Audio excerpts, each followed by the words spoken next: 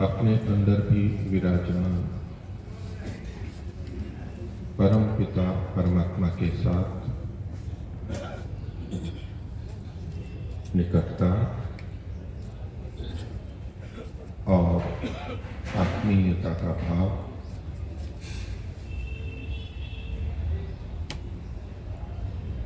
परम सहायक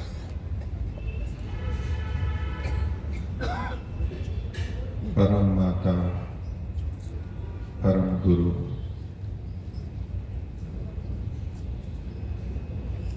देवों के भी देव परमेश्वर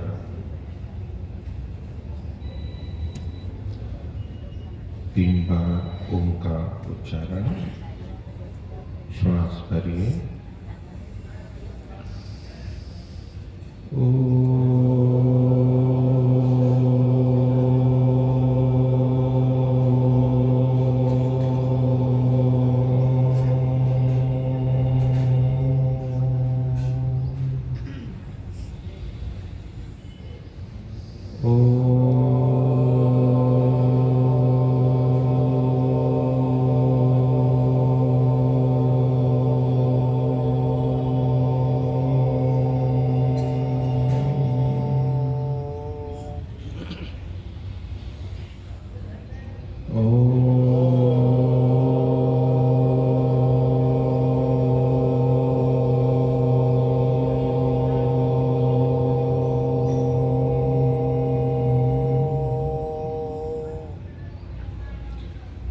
आंतरिक रूप से ईश्वर के साथ जुड़े रहते हुए धीरे से नेत्रों को खोल सकते हैं।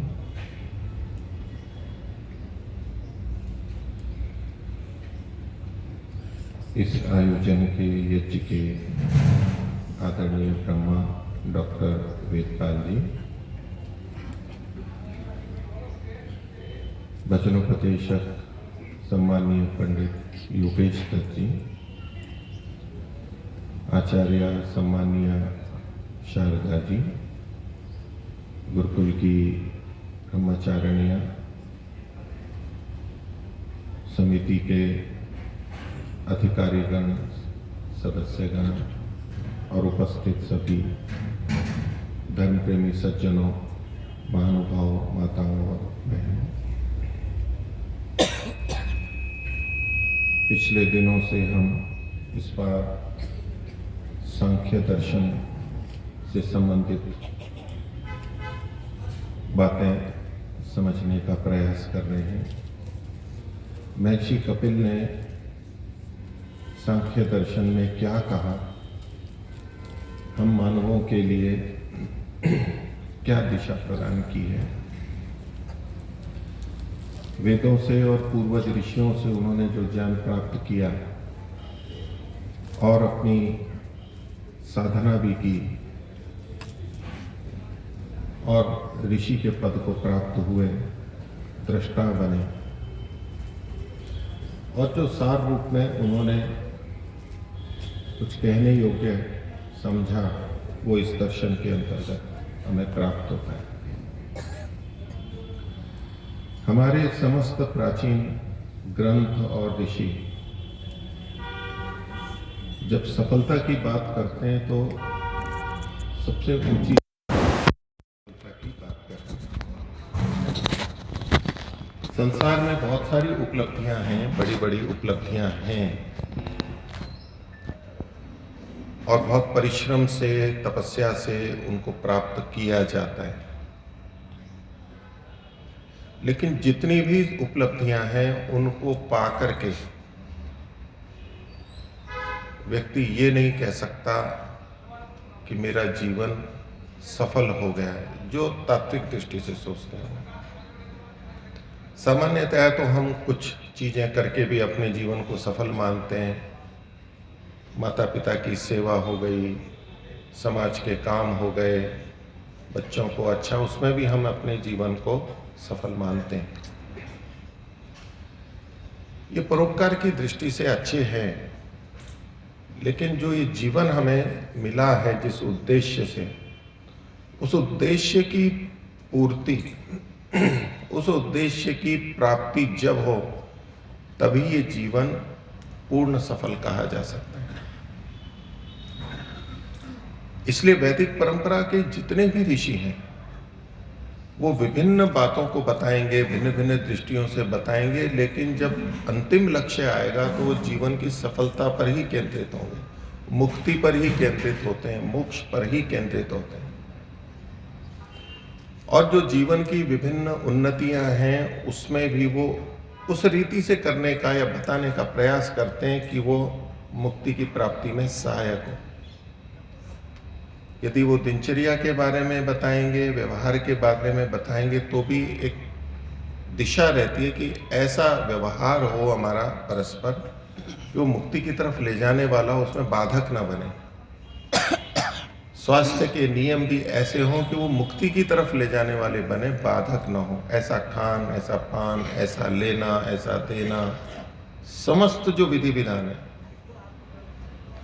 चारों वर्ण और चारों आश्रम, इनके लिए जो रीतियां हमारे ऋषियों ने बनाई हैं वो इस तरह से बनाई हैं कि ये सब व्यक्ति को इन कर्तव्यों को करते हुए वो मुक्ति की तरफ बढ़ने वाले हों, ईश्वर की तरफ बढ़ने वाले हों। और इसी लक्ष्य को लेकर के उन्होंने इस सांख्य दर्शन की रचना की, और वही हमारे मन में एक लक्ष्य सदा बना रहना चाहिए। ये उनकी दिशा है, ये दर्शन है। और इस प्रसंग में संपूर्ण दुखों से छूट जाना यही मुख्य लक्ष्य है। इसके 6ठे अध्याय में भी उन्होंने दुख से संबंधित कुछ चर्चा की है। जब दुख को हटाना है तो दुख से संबंधित बहुत सारी बातें ये करते हैं और साधना की भी बात करते हैं। तो उन्होंने एक बात कही कि हमारे जीवन में सुख और दुख दोनों आते हैं, तो उन दोनों में से मुख्यता किसकी है? पहले दिन भी ये बात मैंने संकेत की थी इस सूत्र के आधार पर कि तीनों दुखों की निवृत्ति ही मोक्ष कहा, और सुख आनंद की प्राप्ति को इन्होंने नहीं लिखा।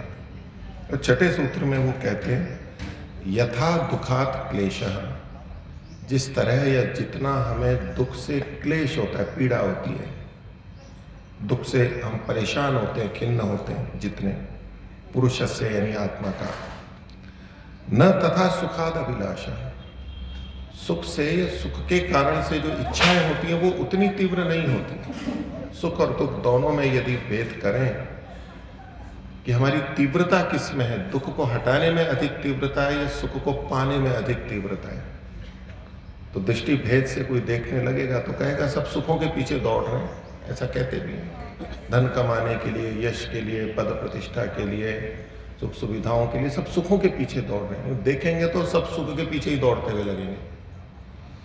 और यदि उसको दूसरी दृष्टि से देखेंगे तो लगेगा अपने दुखों के निवारण के लिए दौड़ रहे हैं सब जने, अपने कष्टों को दूर करने के लिए दौड़ रहे हैं। तो दौड़ तो दोनों तरह की हो रही है। तो उन्होंने एक बात कही कि, और ये अनुभव करने की बात है, जीवन में हम स्वयं भी देखेंगे तो इस निष्कर्ष पे हम भी पहुंचेंगे जिस निष्कर्ष पे महर्षि कपिल पहुंचे कि दुख से जितना हमें क्लेश होता है, सुख की अभिलाषा उतनी तीव्र नहीं होती। क्योंकि हमारे जीवन में 100 सुख हों, लेकिन यदि एक दुख हो वो 100 सुखों को भी क्षीण कर देगा, अकेला भी। और सुख दुख को मिटाने में उतना समर्थ नहीं होता है, बहुत थोड़े से समय के लिए होता है।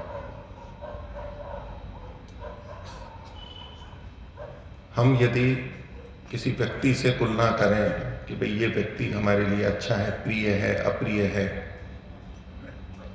तो कोई व्यक्ति हमें बहुत सुख देता है, बहुत धन देता है, सम्मान देता है, अनुकूलता रखता है, वो हमारा प्रिय होता है। और लेकिन ऐसा करते करते वो कुछ ऐसी बातें भी करता है जो हमारे को दुख देती हैं।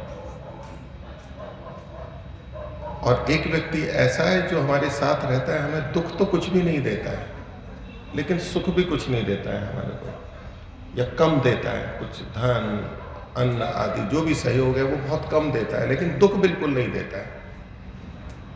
तो हम जिसके साथ में रहते हैं, हम कैसा व्यक्ति पसंद करते हैं? जो अधिक सुख देता है उसको हम अधिक चाहते हैं या जो दुख नहीं देता उसको हम चाहते हैं।